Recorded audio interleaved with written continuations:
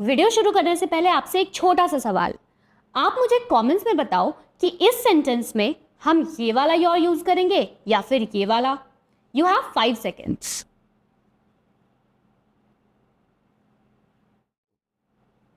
मैं बताती हूं, ये वाला योर। अब आप बोलोगे मैम ये वाला क्यों नहीं, तो चलो आज आपको बता देती हूं कि टॉपिक यही तो है, common mistakes in English. Daily life में हम बहुत सारे ऐसे सेंटेंसेस बोलते हैं या सेंटेंसेस लिखते हैं जहाँ पे हम बहुत सारी छोटी छोटी गलतियाँ करते हैं, और वही गलतियाँ मैं आपके लिए पकड़ कर ले आई हूँ, इस वीडियो में कैद करने वाली हूँ।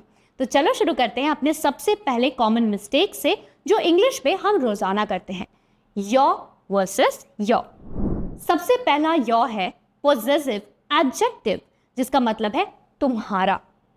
और ये वाला जो योर है ये कॉन्ट्रैक्शन है यू आर का, जिसका मतलब है तुम हो। अगर कंफ्यूजिंग लग रहा है तो एग्जाम्पल देखो।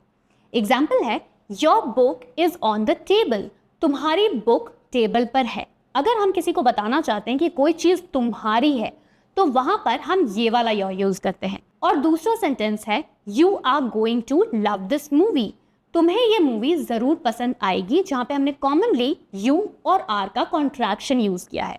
तो ये सिंपली डिफरेंस है योर में और यू आर में। अगला कॉमन मिस्टेक बताने से पहले अगेन ये सवाल आपसे, आप मुझे कमेंट्स में बताओ कि इस सेंटेंस में हम कौन सा देयर यूज करेंगे, ये वाला या फिर ये वाला। आपके पास है 5 सेकेंड्स।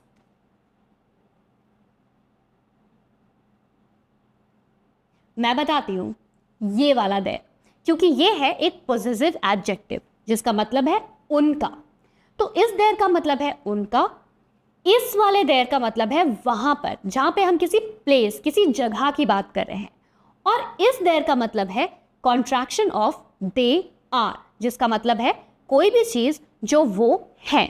मैं आपको एग्जाम्पल्स के थ्रू इसे बताती हूँ। सबसे पहला एग्जाम्पल है देयर कार इज रेड, यहाँ पे हम किसी चीज के बारे में बात कर रहे हैं। देयर कार इज रेड, उनकी कार रेड कलर की है। दूसरा एग्जाम्पल है the book is over there, यहाँ पे हम प्लेस की बात कर रहे हैं, कोई भी चीज जो वहां पर किसी प्लेस पर रखी है। The book is over there, book वहां पर रखी है। और तीसरा एग्जाम्पल है they are going to the park, वो पार्क जा रहे हैं। दे आर, यहाँ पे हमने 2 शब्द का कॉन्ट्रैक्शन यूज किया है, दे और आर। तो ये सिंपल डिफरेंस है देयर और दे आर में। प्रोनाउंसिएशन ऑलमोस्ट सेम है लेकिन मीनिंग्स अलग है। अगले 2 कंफ्यूजिंग कॉमन मिस्टेक्स हैं अफेक्ट और इफेक्ट। सिंपली विदाउट आपसे सवाल पूछे मैं इनकी मीनिंग्स आपको बता देती हूँ। Affect is usually a verb. Affect verb होता है जिसका मतलब होता है किसी को इन्फ्लुएंस करना, या तो अपनी बातों से या तो अपने एक्शन से। दूसरा वर्ड है इफेक्ट, जो हम usually as a noun use करते हैं, जिसका मतलब होता है किसी भी चीज का रिजल्ट।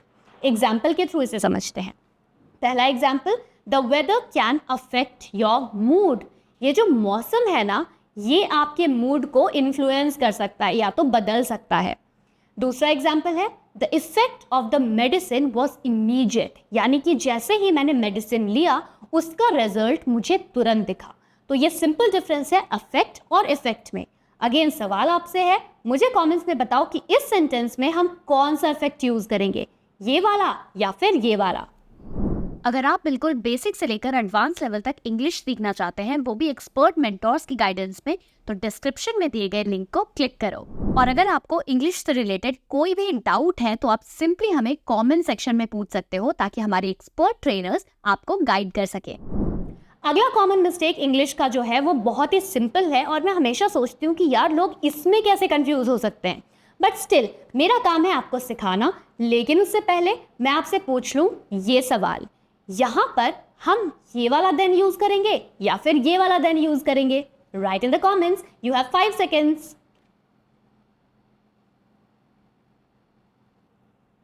आंसर इज ये वाला देन। क्यों, मैं बताती हूं। देखो ये वाला जो देन है ना, इसका मतलब है टाइम, ये एक टाइम को बताता है। सिंपल हिंदी में कहें तो अगर हमें कहना हो कि कोई भी चीज उसके बाद हुई, टाइम के बाद हुई, तो हम इस देन का यूज करते हैं। और ये वाला जो देन है ये यूज किया जाता है दो लोगों के या दो चीजों के बारे में कंपैरिजन को बताने के लिए। पहला example, we went to the store then we went home. पहले हम स्टोर पर गए, उसके बाद हम घर गए। यहाँ पे सिंपली हम टाइम के बारे में रेफर कर रहे हैं। दूसरा एग्जाम्पल है, she is taller than her brother. यहाँ पे भाई और बहन दोनों के बीच में कंपैरिजन हो रहा है। जब भी दो लोगों के बीच में कंपैरिजन होता है तो हम ये वाला देन यूज करते हैं। अगला कॉमन मिस्टेक है इन तीनों शब्द के बीच में, टू टू टू। प्रोनाउंसिएशन बिल्कुल सेम है लेकिन मीनिंग डिफरेंट है। पहला जो टू है ये वाला, ये एक प्रेपोजिशन है। दूसरा जो टू है उसका मतलब है एक्सेसिवली, यानी कि बहुत ज़्यादा। और ये वाला जो टू है ये है नंबर टू। एग्जाम्पल के थ्रू इसे समझते हैं। पहला example, I am going to the store.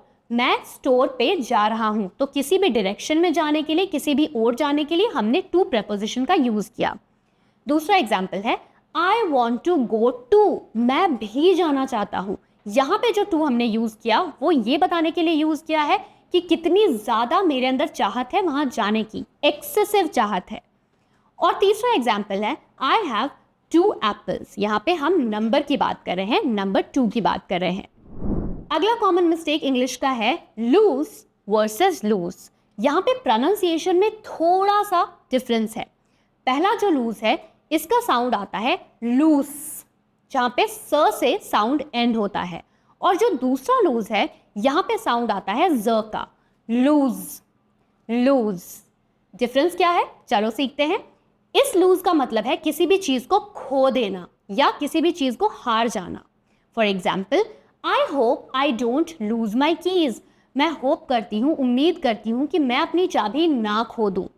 और जो दूसरा लूज है जिसका मतलब होता है ढीला। For example, this T shirt is too loose. ये टी शर्ट बहुत ज़्यादा ढीली है। अगला डिफरेंस है फ्यूअर वर्सेस लेस। देखो, फ्यूअर का यूज ना सिर्फ काउंटेबल नाउन्स के साथ होता है, यानी कि ऐसी चीज़ें जिन्हें हम गिन सकते हैं। और लेस का यूज हम करते हैं अनकाउंटेबल नाउन्स के साथ, यानी कि ऐसी चीज़ें जिन्हें हम गिन नहीं सकते। Example, there are fewer apples in the basket. तो बास्केट में जो एप्पल्स है वो बहुत ही कम है, यानी कि यहाँ पे हम बात कर रहे हैं एप्पल्स की जिन्हें हम काउंट कर सकते हैं। दूसरा एग्जाम्पल है, there is less water in the bottle. Bottle में पानी बहुत कम है। अब पानी को तो आप गिन नहीं सकते हो, इसीलिए हमने यहाँ पे लेस का यूज किया, क्योंकि लेस हमेशा यूज होता है अनकाउंटेबल चीजों के साथ। और सबसे ज्यादा पूछे जाने वाला सवाल, मैम बिटवीन और अमंग में क्या डिफरेंस है? तो दोस्तों, ये जो एग्जाम्पल्स मैं आपको देने वाली हूँ ना, ये सबसे ज़्यादा ईजी होंगे। और अगर किसी को भी कंफ्यूजन है तो ये वीडियो उनके साथ ज़रूर शेयर करना।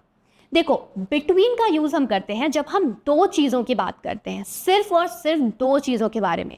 और अमंग का यूज़ हम करते हैं जब कोई भी चीज़ दो से ज़्यादा होती है। चलो एग्जाम्पल के थ्रू बताती हूँ। एग्जाम्पल है पहला, the decision is between you and me.